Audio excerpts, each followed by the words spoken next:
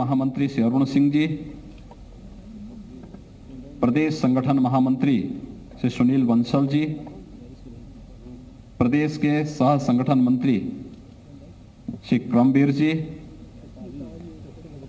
प्रदेश के सह प्रभारी केंद्रीय मंत्रीगण, सभी सम्मानित राष्ट्रीय पदाधिकारीगण, प्रदेश कार्य समिति के सभी सम्मानित पदाधिकारी और सदस्यगण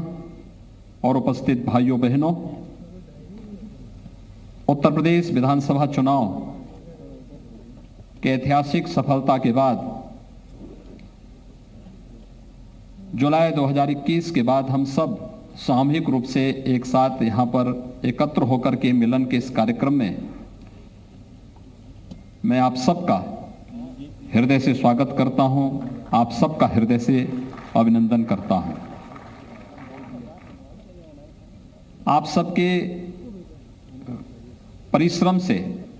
आदरणीय प्रधानमंत्री जी के नेतृत्व, आदरणीय राष्ट्रीय अध्यक्ष जी के नेतृत्व और मार्गदर्शन में, केंद्रीय नेताओं के योग्य नेतृत्व, मार्गदर्शन और सहयोग से भारतीय जनता पार्टी ने तमाम मिथकों को, तमाम षड्यंत्रों को धूल दूषरित करते हुए 37 वर्ष के बाद उत्तर प्रदेश में फिर से सरकार बनाने में सफलता प्राप्त की है। जो सरकार अपना कार्यकाल कुशलतापूर्वक पूर्ण की हो और फिर से सरकार बनाई हो, उत्तर प्रदेश में 37 वर्ष के बाद इस प्रकार का अवसर आया है। मैं इसके लिए आप सभी भारतीय जनता पार्टी के प्रदेश कार्य समिति के सभी सम्मानित पदाधिकारी, सदस्यों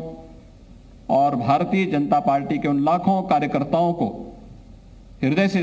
अभिनंदन करता हूं, हृदय से बधाई देता हूं और अपनी शुभकामनाएं भी देता हूं।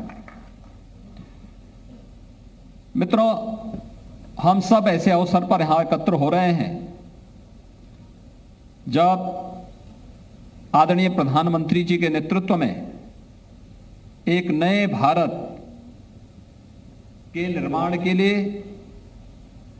भारतीय जनता पार्टी के नेतृत्व की सरकार पूरी मजबूती से आगे बढ़ चुकी है। और कल 30 मई को आदरणीय प्रधानमंत्री जी के नेतृत्व में भारतीय जनता पार्टी की सरकार का केंद्र में 8 वर्ष का कार्यकाल पूरा होगा। इस अवसर पर मैं आप सब की ओर से आदरणीय प्रधानमंत्री जी का, केंद्रीय कैबिनेट का और सभी अपने राष्ट्रीय पदाधिकारियों का हृदय से अभिनंदन करता हूं। इन 8 वर्षों में देश एक नई दिशा की ओर आगे बढ़ा है। एक नया विश्वास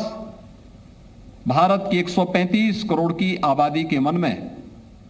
देखने को मिल रहा है। भारत एक नए भारत बनने की ओर अग्रसर है। एक भारत श्रेष्ठ भारत की परिकल्पना हमें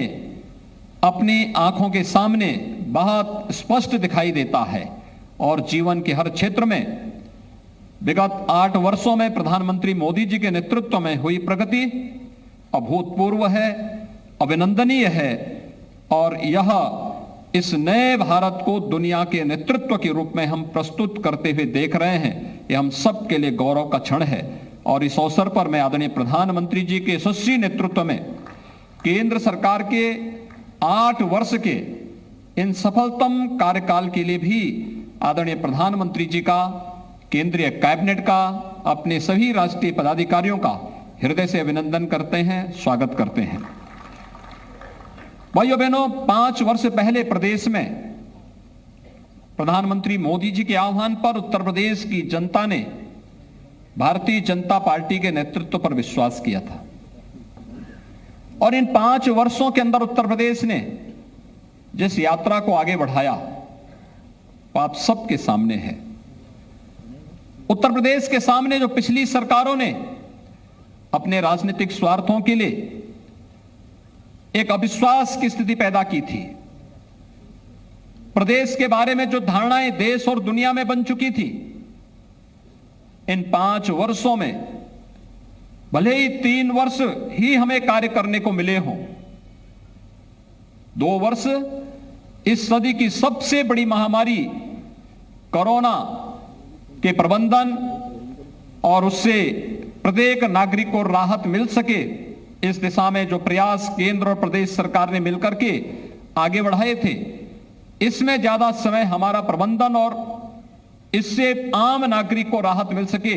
इसमें ज्यादा समय हम लोगों को लगाना पड़ा। लेकिन उस सब के बावजूद उत्तर प्रदेश 2017 के पहले उत्तर प्रदेश के बारे में देश और दुनिया की क्या धारणा थी, राजनीतिक दलों के बारे में, सरकारों के बारे में, उत्तर प्रदेश की जनता की क्या धारणा थी, और जब 2022 में विधानसभा के चुनाव सकुशल संपन्न होने के बाद फिर से प्रदेश में भारतीय जनता पार्टी के नेतृत्व की सरकार बनी है, उस समय तक जनता के मन में राजनीतिक दल और सरकारों के बारे में क्या धारणा होनी चाहिए, यह भी आप सबके सामने है। पूरी ईमानदारी के साथ, पूरी प्रतिबद्धता के साथ सरकार और संगठन ने मिलकर के 5 वर्षों तक जो अनथक प्रयास किए,